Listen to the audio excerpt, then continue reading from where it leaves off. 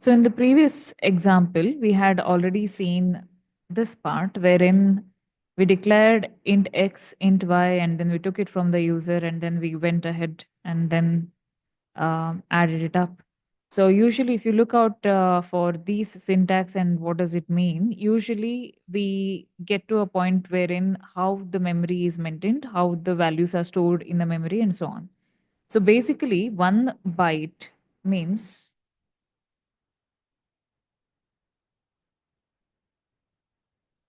8 bits. Okay.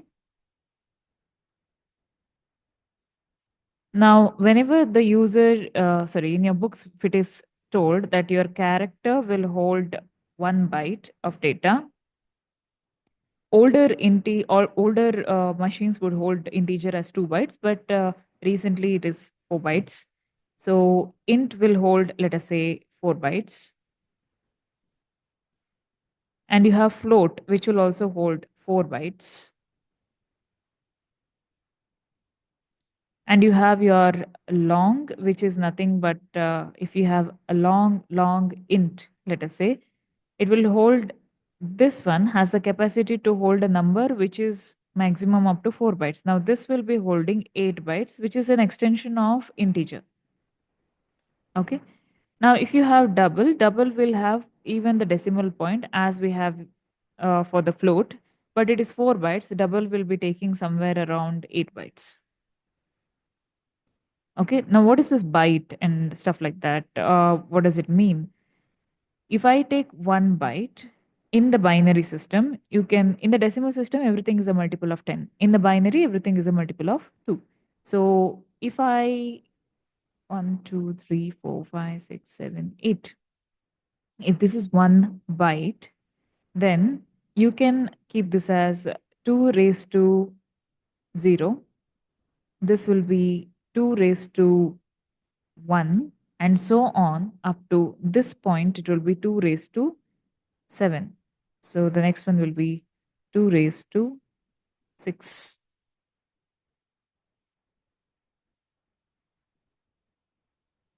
Okay. So what is this equivalent to? 2 raised to 0 decimal equivalent, it will be anything raised to 0 is 1, 2 raised to 1 is 2, 2 raised to 2 is 4, and so on. This will be 128. This will be 64. This will be 32, 16, and 8. Okay. So if you have to represent phi, which is a decimal value, in binary, how do you do that? You take 1,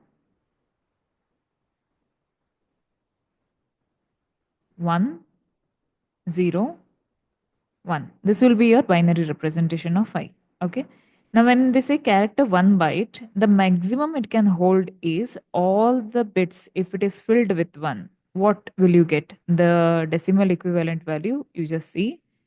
If you put all the values 1, you have to add 128 plus 64 plus 32 and so on up to 1. So the sum of, because all the bits are turned on, it is nothing but 1 into 2 raised to 7 plus 1 into 2 raised to 6 plus 1 into 2 raised to 5, so on, right? So, what did I do?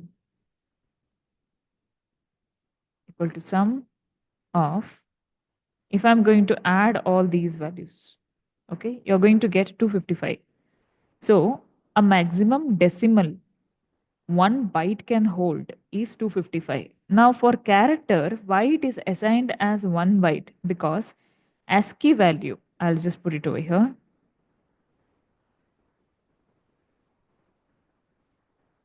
So, if I show you the ASCII table,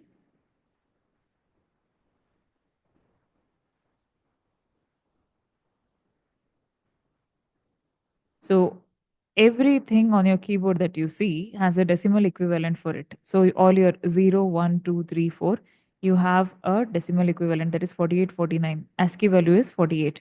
ASCII is nothing but an integer representation of a particular character on the keyboard that you see. Okay. Usually your space will be represented as 32. If you notice, your capital A is represented as 65. And if you go below, Z, A, or Z, we call it, it is on 90. And then you have special characters, that is your brackets and stuff. And your small character A is 97, and so on up to small letter z is 122. So this is the maximum ASCII value representation is, which means totally your ASCII value can store up to 1 byte. That is enough to store a character. But one integer will be equivalent to 4 bytes. Then how much, what is the decimal equivalent or the integer equivalent of a 4 byte value? Let us see that.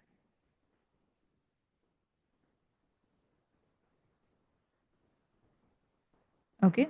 If you take 2 raised to 0, okay, 2 raised to 0, then I'm just going to give it as power function of 2 raised to. Mhm.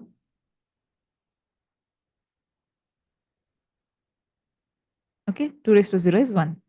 1 byte will have 8 bits, 0, 1, 2, 3, so on up to 7, because 0 is also included, right? So this much will be 1 byte. I'm going to put it in yellow. Okay. So what will be the decimal equivalent of it? So 1 byte together, you saw that it is 255. 2 bytes means 2 raised to 0 to 2 raised to 15. Okay. So if I'm going to extend this,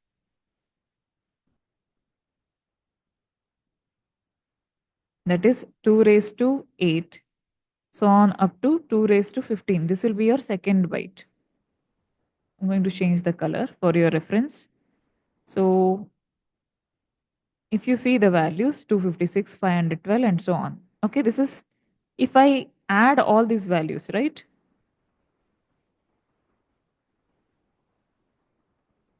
If I add all these values, you're going to get what? 65,535. That is the maximum value that 2 bytes can store, positive value. Okay. Now, if I go on, 3 bytes means 1 all the way up to 23, because 8 bytes, 16 plus 8 is how much? 24. So 24 means, since 16 is also included, we are going to keep it till 23. So usually we don't have any data type with the 3 bytes. It is usually 4 bytes. So 4 bytes means 3 raised to 31 will be the last one.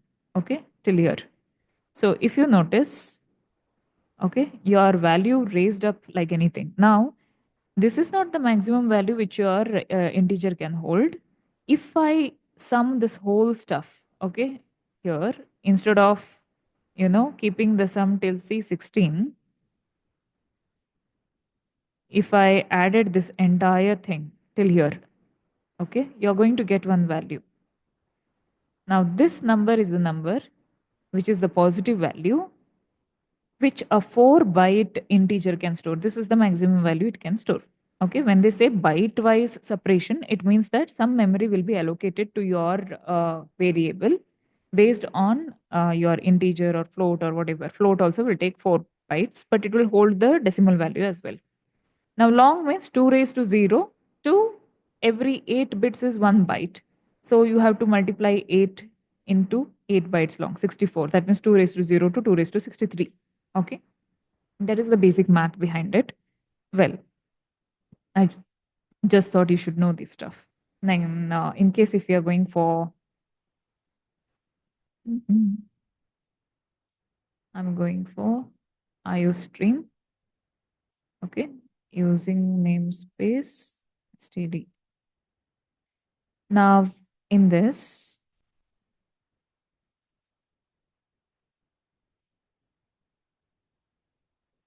code blocks, if you use, it will come by default. I just thought that in case if you're writing it for the first time, then probably would go ahead with DevCpp. Visual Studio Code also you can use in this.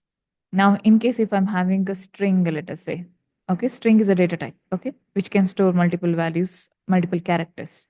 So if I give string name and then I ask the user to enter a name.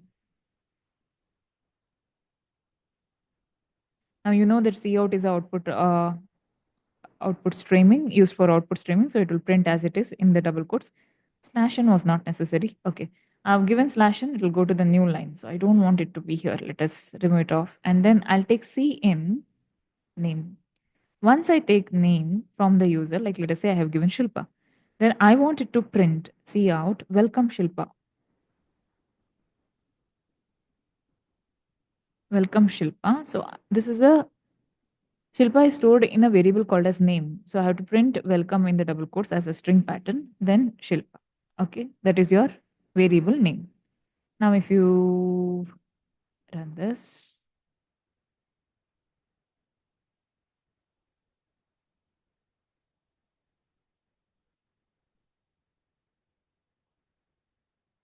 okay, welcome Shilpa. It's getting printed. But what happens if I take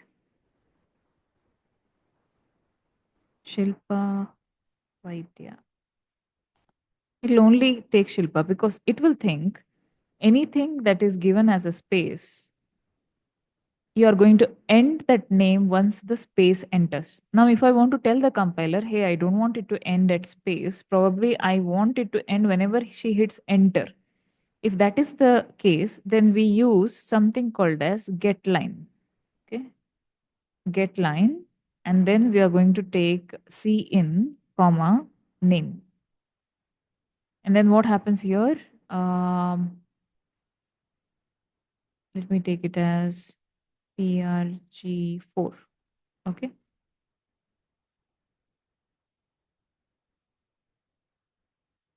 You'll get Shilpa Vaidya.